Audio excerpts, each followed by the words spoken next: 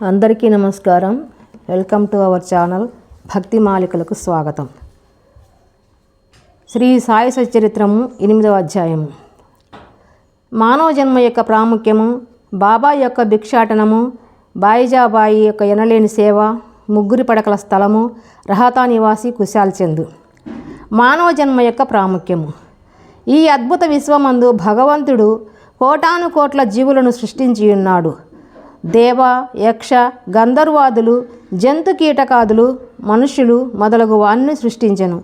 స్వర్గము, నరకము, భూమి, మహాసముద్రము, ఆకాశమునందు నివసించు జీవకోటి అంతయు సృష్టించెను. వీరిలో ఎవరి నైపుణ్యం ఎక్కువగునో వారు స్వర్గమునకు పోయి వారి పుణ్యఫలమును అనుభవించిన పిమ్మట త్రోసివేయబడుదురు. ఎవరి పాపం ఎక్కువగునో వారు నరకమునకు పోవుదురు. అచట వారు పాపములకు తగినట్లు బాధలను పొందెదరు. పాపపుణ్యములు సమానమగునప్పుడు భూమిపై మానవులుగా జన్మించి మోక్ష సాధనముకై అవకాశము కాంచెదరు. వారి పాపపుణ్యములు నిష్క్రమించినప్పుడు వారికి మోక్షము కలుగును. వేయేల మోక్షము కానీ పుట్టుక కానీ వారు చేసుకొనిన కర్మపై ఆధారపడి ఉండును. మానవ శరీరం యొక్క ప్రత్యేక విలువ. జీవకోటి అంతటికీ ఆహారము, నిద్ర, భయము, సంభోగము సామాన్యము. మానవునికి ఇవిగాక మరొక ప్రజ్ఞ గలదు, అది ఏ జ్ఞానము. దీని సహాయముననే మానవుడు భగవత్ సాక్షాత్కారమును పొందగలడు. ఇంకే జన్మయందును దీనికి అవకాశము లేదు. ఈ కారణము చేతనే దేవతలు సైతము మానవ జన్మను ఈర్ష్యతో చూచెదరు. వారు కూడా భూమిపై మానవ జన్మమెత్తి మోక్షమును సాధించవలనని కోరెదరు. కొంతమంది మానవ జన్మము చాలా నీచమైనదనియు, చీము, రక్తము, మలములతో నిండియుండుననియు, తుదకు శిథిలమై రోగమునకు మరణమునకు కారణమగుననియు అందురు. కొంతవరకు అది కూడా నిజమే. ఇన్ని లోపములున్నప్పటికీ మానవునకు జ్ఞానమును సంపాదించు శక్తి కలదు. శరీరం ఉండుట చేతనే మానవుడు తన దేహము యొక్క జగత్తు యొక్క అనిత్యత్వమును గ్రహించి ఇంద్రియ సుఖముల పట్ల విరక్తి పొంది నిత్యానిత్య వివేకముతో కడకు భగవత్ సాక్షాత్కారమును పొందుచున్నాడు. శరీరము మలభూయిష్టమైనదని నిరాకరించినచో మోక్షమును సంపాదించుకు అవకాశమును పోగొట్టుకునేదము. దేహమును ముద్దుగా పెంచి విశేషకములకు మరిగినచో నరకమున బడదుము. ఉచిత మార్గమేమన దేహమును అశ్రద్ధ చేయకూడదు. దానిని లోలత్వముతో పోషింపనూ కూడదు. తగు జాగ్రత్త మాత్రమే తీసుకొనవలెను. గుర్రపు రౌతు తన గమ్యస్థానము చేరుటకు గుర్రమును ఎంత జాగ్రత్తతో చూసుకొనునో అంత జాగ్రత్త మాత్రమే తీసుకొనవలెను. ఈ శరీరమును మోక్ష సాధన లేక ఆత్మసాక్షాత్కారము కొరకు వినియోగించవలెను. ఇదియే జీవుని పరమావధి అయి ఉండవలెను. భగవంతుడు అనేక జీవులను సృష్టించినప్పటికీ అతనికి సంతృష్టి కలగలేదట. ఎందుకనగా భగవంతుని శక్తిని అవేవి గ్రహించలేకపోయినవి. అందుచేత భగవంతుడు ప్రత్యేకముగా మానవుని సృష్టించెను. వానికి జ్ఞానం అనే ప్రత్యేక శక్తినిచ్చెను. మానవుడు భగవంతుని లీలలను, అద్భుత కార్యములను, షేముషి విజ్ఞానములను చూచి పరవశమొందినప్పుడు భగవంతుడు మిక్కిలి సంతృష్టి చెంది ఆనందించును. అందుచే మానవ జన్మ పొందుట లభించుట గొప్ప అదృష్టం. బ్రాహ్మణ జన్మ పొందుట అందులోనూ శ్రేష్టము. అన్నిటికంటే గొప్పది సాయిబాబా చరణారవిందములపై సర్వస్వ శరణాగతి చేయు అవకాశం కలుగుట. మానవుని విద్యుక్త ధర్మము. మానవ జన్మ విలువైనదనియు దానికెప్పటికైనాను మరణము అనివార్యమనియు గ్రహించి మానవుడు ఎల్లప్పుడూ జాగరూకుడై ఉండి జీవిత పరమావధిని సాధించుటకై యత్నించవలయును. ఏ మాత్రమును అశ్రద్ధ కానీ ఆలస్యము కానీ చేయరాదు. త్వరలో దానిని సంపాదించుటకు యత్నించవలను. భార్య చనిపోయిన వాడు రెండవ భార్య కొరకు ఎంత ఆతురపడునో, తప్పిపోయిన యువరాజుకై చక్రవర్తి ఎంతగా వెదక యత్నించునో, అటులనే విసుగు విరామము లేక రాత్రింబవళ్ళు కృషి చేసి ఆత్మసాక్షాత్కారమును సంపాదించవలెను.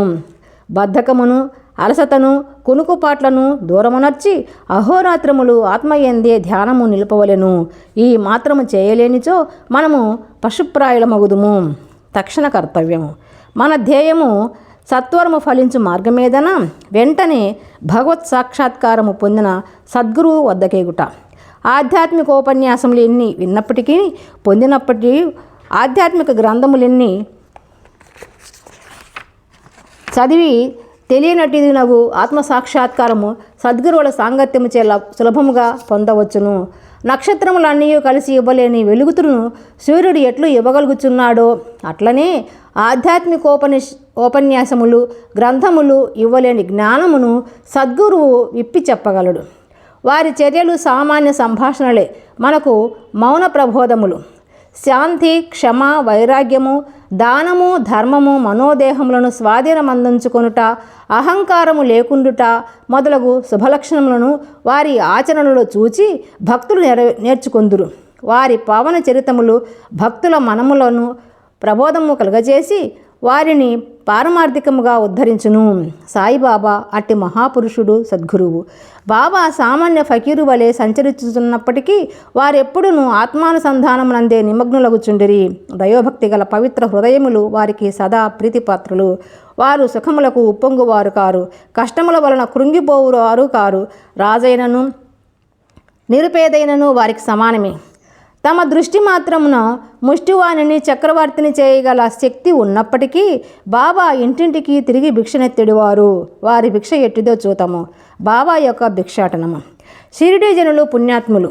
ఎందుకనగా వారి ఇండ్ల ఎదుటనే కదా బాబా భిక్షకుని వలె నిలిచి అమ్మ రొట్టె ముక్క పెట్టుడు అనుచు దానిని అందుకొనుటకు చేయి చాచెడివారు. చేత ఒక రేకు డబ్బా పట్టుకొని భుజానికి ఒక జోలెగుడ్డ తగిలించుకొని భిక్షాటనకు పోయేడివారు. బాబా కొన్ని ఇండ్లకు మాత్రమే భిక్షకు పోయేడివారు. పులుసు, మజ్జిగ వంటి ద్రవ పదార్థములు, కూరలు మొదలగునవి రేకు డబ్బాలో పోసుకొనిడివారు. అన్నము, రొట్టెలు మొదలగునవి జోలులో వేయించుకునేవారు. బాబాకు రుచి అనేది లేదు. వారు జిహ్వను స్వాధీనమందించుకునిరి. కాన అన్ని పదార్థములను రేకు డబ్బాలోను జోలులోను వేసుకునేవారు. అన్ని పదార్థములను ఒకేసారి కలిపివేసి భుజించి సంతృష్టి చెందేవారు. పదార్థముల రుచిని పాటించేవారు కాదు. వారి నాలుకకు రుచి అనున్నది లేనట్లే కనిపించుచుండెను. బాబా భిక్షకు ఒక పద్ధతి, కాల నియమము లేకుండెను. ఒక్కొక్క దినము కొన్ని ఇండ్ల వద్ద మాత్రమే భిక్ష చేసేడివారు. ఒక్కొక్కసారి 12 సార్లు కూడా భిక్షకు వెళ్ళేవారు. భిక్షలో దొరికిన పదార్థములను అన్నింటినీ ఒక మట్టి పాత్రలో వేసేవారు. దానిని కుక్కలు, పిల్లులు, కాకులు విచ్చలవిడిగా తినుచుండెడివి. వారిని తరిమేవారు కాదు. మసీదు తుడిచి శుభ్రం చేయు స్త్రీ 10-12 రొట్టె ముక్కలను నిరాటంకముగా తీసుకొనిచుండెడిది. కుక్కలను, పిల్లులను కూడా కలలో సైతం అడ్డుపెట్టని వారు ఆకలితో ఉన్న పేదల ఆహారములకు అడ్డు చెప్పుదురా?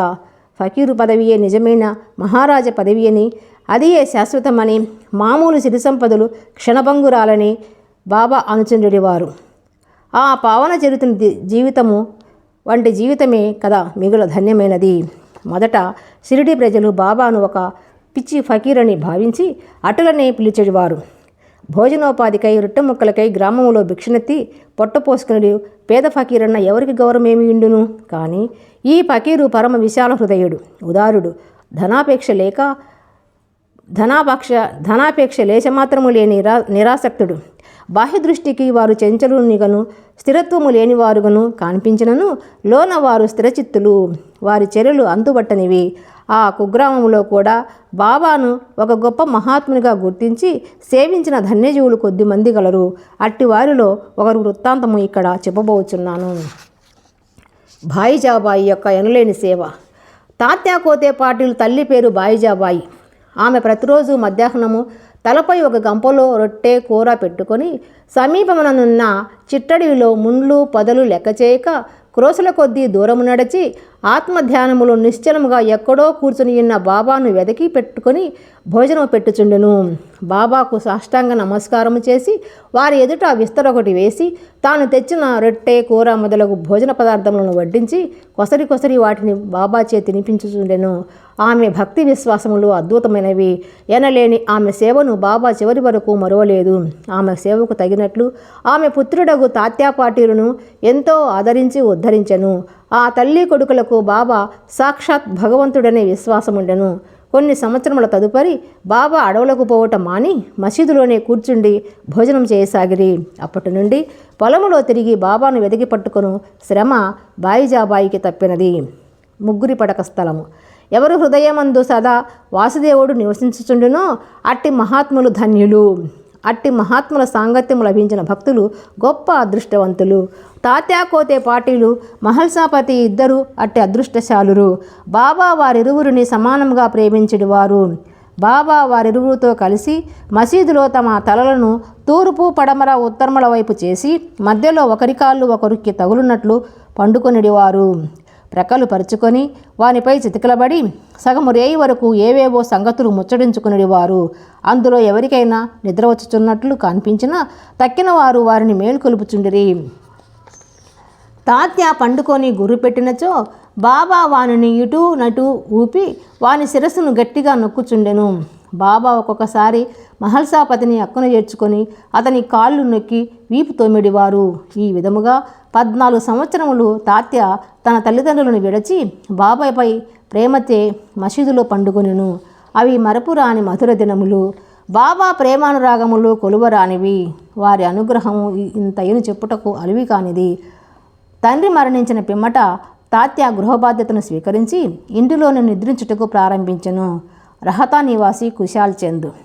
షిరిడీలో తాత్య తండ్రి గారైన గణపతిరావు కోతే పాటీలును బాబా ఎంత ప్రేమాభిమానములతో చూచెడివారో అంతటి ప్రేమాదరములతోనే రహతా నివాసియగు చంద్రభాను సేట్ మార్వాడిని చూచుచుండెను.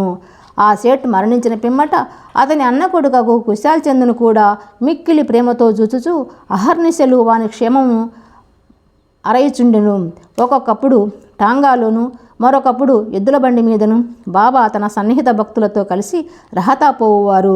రహతా ప్రజలు బాబా బాజా భజంత్రులతో ఎదురేగి బాబాను గ్రామ సరిహద్దు ద్వారం వద్ద దర్శించి సాష్టాంగ నమస్కారములు చేసేటివారు. తరువాత మహావైభవముగా బాబాను గ్రామంలోనికి సాదరముగా తీసుకుని వెళ్ళేవారు.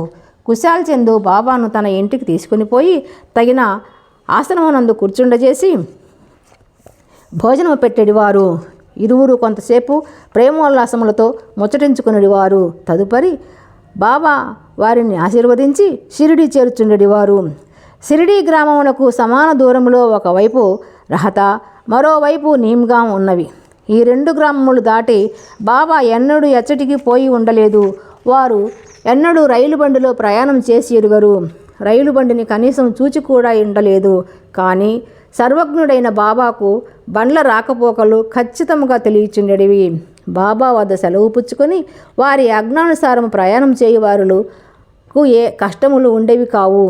బాబా ఆదేశమునకు వ్యతిరేకముగా పోవువారు అనేక కష్టముల పాల్పడుచుండిరి. అటువంటి కొన్ని సంఘటనలను మరికొన్ని ఇతర విషయములను రాబో అధ్యాయములలో చెప్పెదము. సద్గురు శ్రీ సాయినాథార్పణమస్తు. శుభం భవతు. 8వ అధ్యాయం సంపూర్ణము. శ్రీ సచ్చిదానంద సద్గురు సాయినాథ్ మహారాజుకి జై. ఈ వీడియో మీకు నచ్చినట్లయితే లైక్ చేయండి, షేర్ చేయండి, సబ్స్క్రైబ్ చేసుకోండి.